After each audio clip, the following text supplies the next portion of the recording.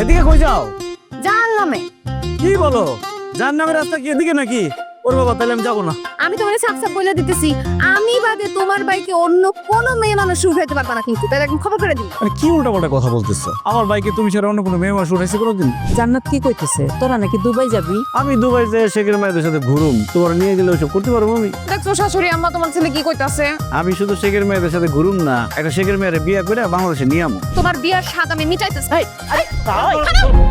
ভাই আমি আমার জমি জমা সব কিছু বেচে 5 লাখ টাকা দিয়েছি দালাল রে দুবাই যাবো বইলা।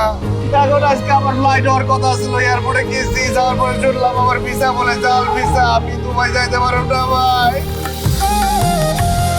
আমার দুবাই দেখাইবা না? এই যে দেখো, এটাই তো দুবাই। একদম বাংলাদেশের মতন লাগে দেখতে।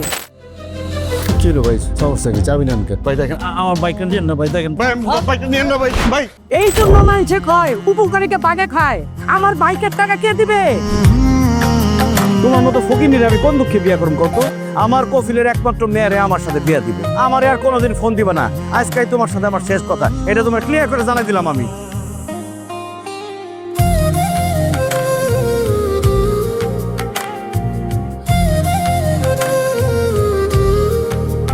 এই যে ভাই চলেন কোথায় যাবেন? ধানমন্ডি। ঢাকায় ঠিক আছে আসছেন? একজনে খুঁজতে আসছি, সে দুবাই থাকে। দুবাই গিয়া আমি আমার প্রিয় মানুষটাকে ফিরাই নিয়ে আসো। সে দুবাই গিয়া বিপদে পড়ছে, বুঝছেন?